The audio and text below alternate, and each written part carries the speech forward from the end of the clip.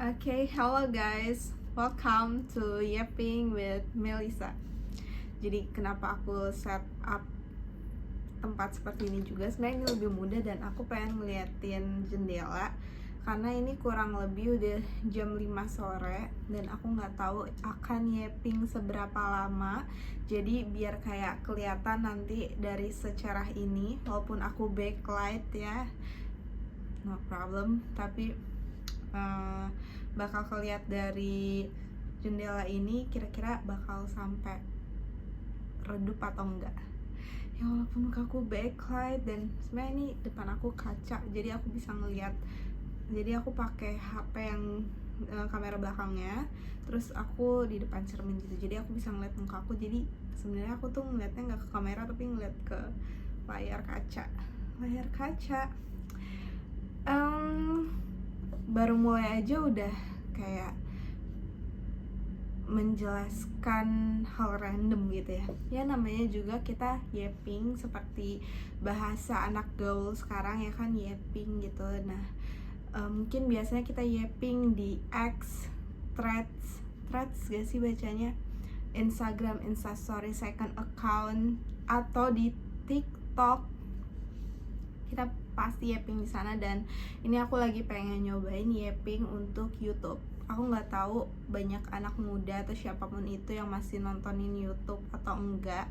Cuman aku pernah juga buat video kayak gini sekali pas aku pakai hoodie, topi, itu juga kayak oke, coba buat videonya gitu untuk sebenarnya mengasah keterampilan skill communication aku lagi gitu. Walaupun aku kadang mau membuktikan kayak aku lulusan komunikasi yang aku juga bisa berkomunikasi dengan baik gitu. Ya walaupun pada kehidupan sehari-hari memang itu terpakai, tapi kadang emosional tuh agak sulit untuk dipisahkan. Jadi tetap aja kadang mungkin walaupun sudah mempelajari bagaimana komunikasi yang baik, tapi bisa jadi kita tanpa sadar ataupun sadar juga, tapi agak sulit ngelola emosi untuk jadi nggak sengaja ketus atau kelihatan bad moodnya atau terlalu kelihatan happy dan excitednya. Menariknya komunikasi kayak gitu sih. Nah sebenarnya jadi apa sih yang mau aku omongin di video ini? Sebenarnya aku cuma mau yapping.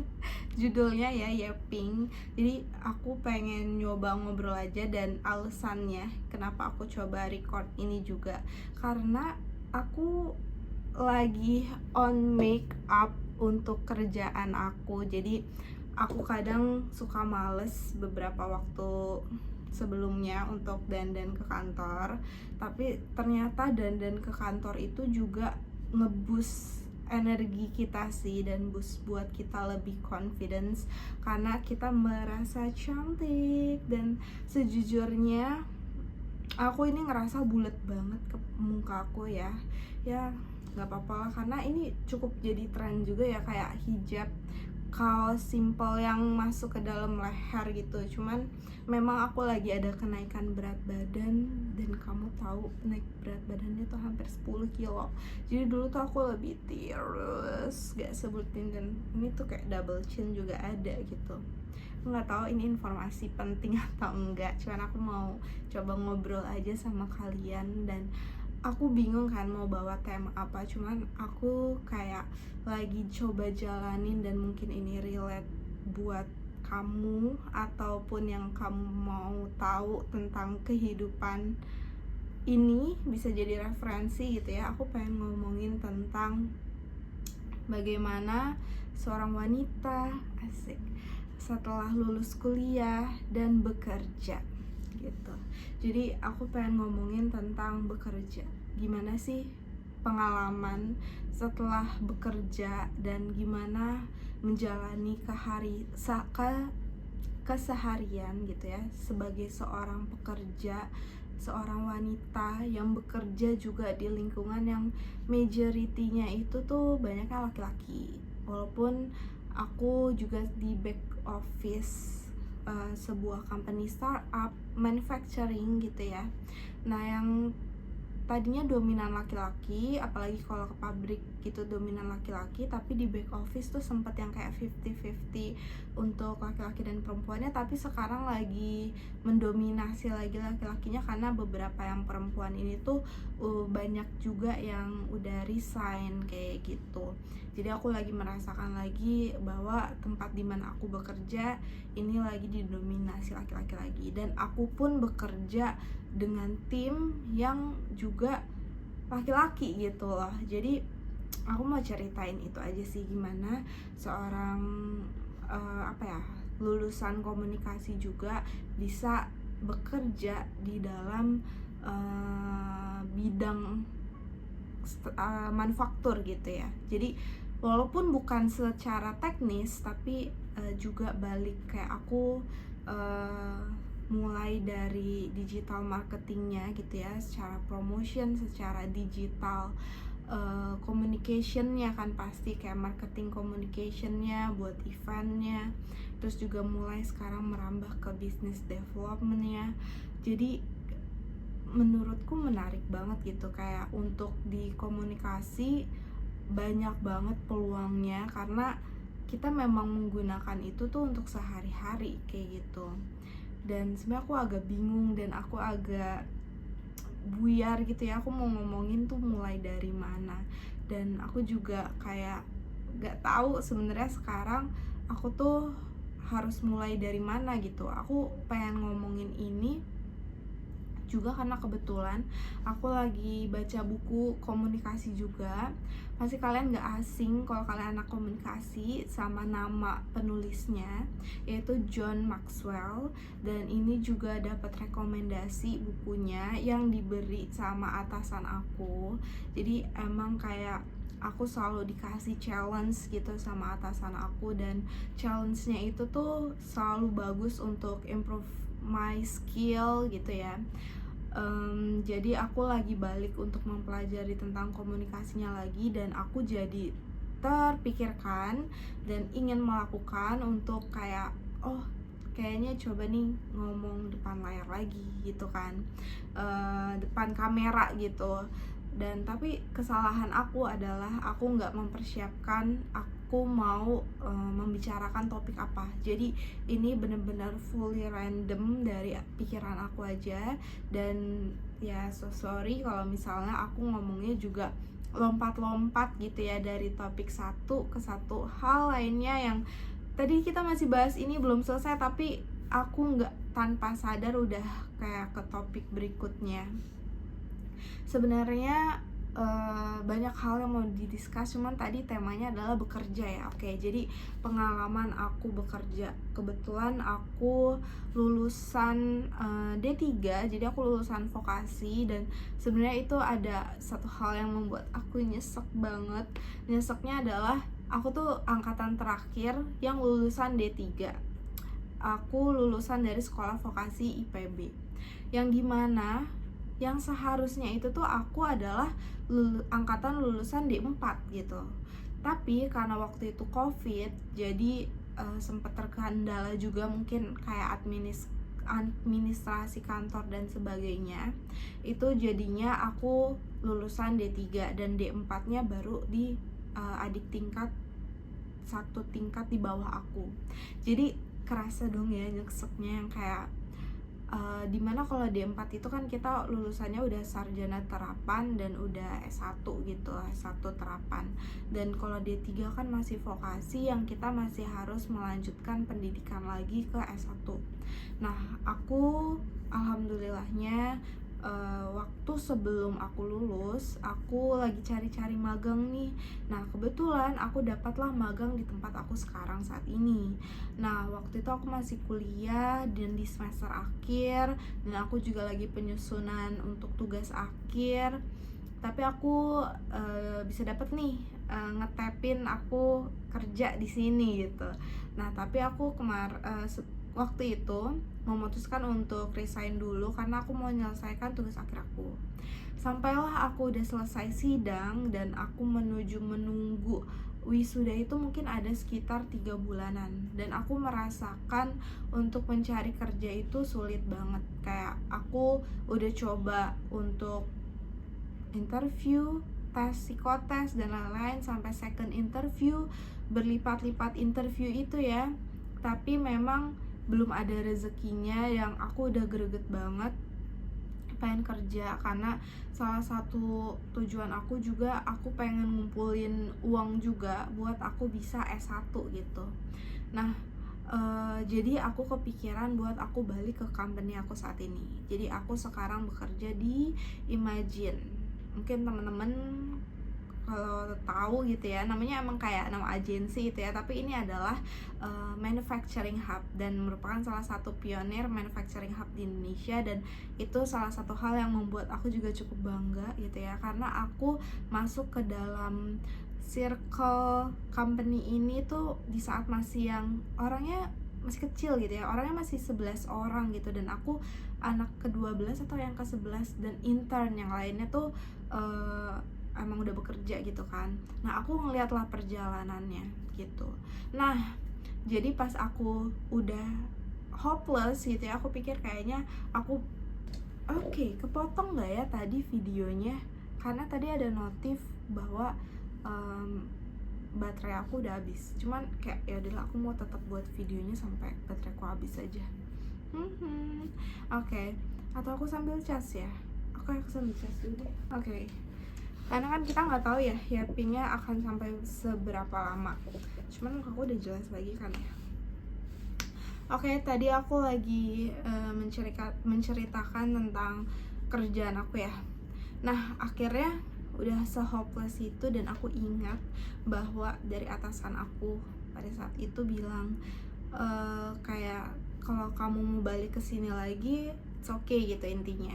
Jadi aku mencobalah, dan triggering aku juga adalah di saat company itu, si Imagine ini tuh udah buka hiring untuk digital marketing lagi, tapi kayaknya base intern atau kayaknya intern deh. Nah, tapi aku jadinya nego untuk, kan aku udah lulus nih, aku mau lanjut untuk kayak full time gitu. Nah, kebetulan banget aku langsung kayak aku seneng banget sama responnya itu I'm glad to hear. Aduh, bahasa Inggris aku kurang banget nih, tapi ya itulah kalau nggak salah ya. Nah, jadi aku seneng banget karena aku diterima dengan baik, terus langsung untuk kayak ngobrol, disuruh ketemu langsung, karena sebelumnya aku tuh kerjanya full remote gitu, dan itu salah satu keuntungan aku waktu saat aku internship, karena mungkin memang masih peralihan pandemi, itu sekitar di tahun 2021 Desember ke 2022 awal. Nah, pas aku lamar lagi tuh udah di September 2022 gitu. Nah, akhirnya pas aku ngobrol juga aku bisa dapat full time, karena aku udah kurang lebih 6 bulan ya untuk internnya, dan dia udah ngeliat secara kapabilitas aku, seberapa kompetennya juga, dan aku bersyukur banget juga. Jadi aku langsung diterima untuk langsung jadi karyawan tetap, dan itu kayak apa ya, sebenarnya buat aku tadi nggak ngerti kayak dan menurutku hal yang biasa gitu, tapi pas aku lihat di saat ini ternyata banyak banget untuk yang kerja itu tuh harus probation dulu, terus juga harus kontrak dulu, nantinya ada perpanjangan kontrak, dan ternyata aku udah bisa langsung dapat karyawan tetap di sini. Itu suatu keberuntungan dan suatu anugerah juga untuk awal karir aku. Nah, aku pikir juga aku di sini akan menjadi batu loncatan gitu ya untuk di company ini, tapi nggak disangka-sangka aku udah sampai di 3 tahunan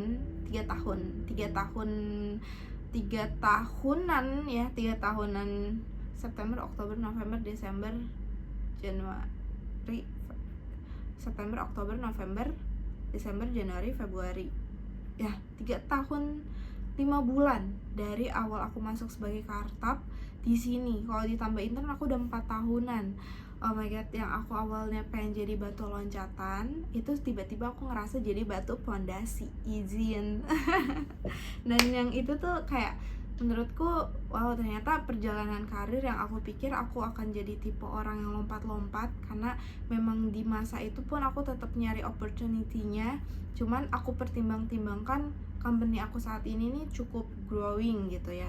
Jadi aku merasakan pertumbuhannya, dan alhamdulillahnya aku juga dikasih kesempatan untuk bertumbuh di sini, dimana aku juga memulai dari staff, terus abis itu ada nambah-nambah tim, dijadikan satu tim, dan dipercaya awalnya menjadi co-lead dari atasan aku.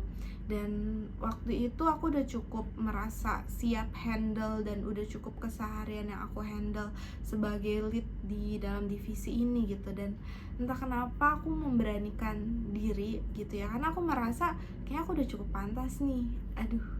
Kayak aku udah cukup bisa, dan aku pengen tahu apakah aku punya peluang itu untuk berstatus gitu ya, dengan jabatan yang resmi gitu. Jadinya aku menyampaikan ke atasan aku, tapi aku masih punya problem, aku tuh cengeng gitu ya, jadi kayak aku merasa ini tuh jadi terpendam gitu ya, kayak aku tuh udah merasa bisa melakukan lebih gitu ya, tapi kok kayaknya nggak ada appreciate yang lebih gitu kan, tapi aku pendem nih. Nah, tapi aku nggak bisa ngomong ya waktu itu, jadi aku coba chat panjang atasan aku, dan atasan aku beruntungnya mau baca itu, dia baik sekali. Jadi atasan aku dulu perempuan ya, dia baik banget, dan aku belajar banget sama dia untuk kayak gimana kita tuh tetap lembut gitu ya, tetap lembut sebagai wanita dan sebagai pemimpin, tanpa harus kayak mencak-mencak gitu. Jadi tetap lembut, tetap tegas, tapi elegan gitu.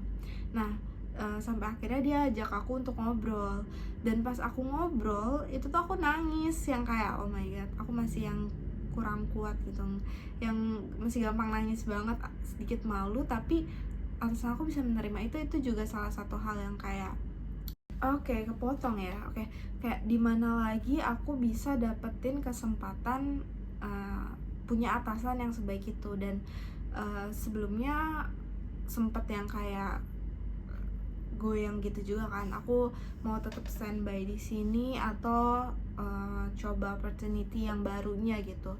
Cuman setelah aku pertimbangkan, dengan aku lihat scope dari company aku saat itu juga yang lagi berkembang, dan aku juga bisa dikasih kesempatan untuk megang tim, dengan aku juga bisa belajar lebih banyak, dan aku merasakan gimana end to end prosesnya. Jadi aku memilih untuk tetap standby gitu, walaupun waktu itu tuh belum ada iming-imingnya lah kayak gitu. Nah, ternyata aku bahagia banget juga sih, atasan aku memberikan apresiasi ke aku tuh. Akhirnya dia coba kasih training dulu, kayak dia kasih training kayaknya waktu itu selama 3 bulan, dan selama berjalan 3 bulan itu abis tes, dan kayak aku mendapatkan kesempatan mulailah menjadi supervisor buat di divisi aku. Dan itu tuh kayaknya waktu aku umur 22 deh kalau nggak salah ya. Dan itu kan umur yang cukup muda ya, yang menurutku sangat-sangat muda untuk aku juga bisa mengambil peran dan mengambil amanah sebagai supervisor. Dan yang hingga sekarang ini aku juga masih menjadi supervisor. Sekarang ini aku udah di umur 25 tahun di April nanti. Jadi ini aku record di Februari akhir. Nah, ini juga suatu keberkahan juga, karena aku bisa mempelajari yang lebih banyak lagi dengan aku ada penyesuaian divisi. Yang tadinya aku cuman belajar atau mengerjakan digital marketing aja, tapi aku juga ditambah amanahnya untuk mengarah ke business development. Dan gimana sih ceritanya, kayaknya nanti aku bahas lagi, karena kebetulan aku sekarang lagi jalanin kuliah S1 aku, dan udah waktunya aku harus ada Zoom dulu. Oke deh, gitu dulu aja ya pingnya, nanti kita lanjut lagi ya. Ternyata belum sampai redup langitnya. Dan untungnya aku set alarm kalau aku ada kuliah, kalau enggak mungkin aku lupa ya. Oke, gitu aja deh buat aku Yeping sekarang. Thank you, bye bye. Sorry ya masih agak kaku. Nanti kita lanjut lagi.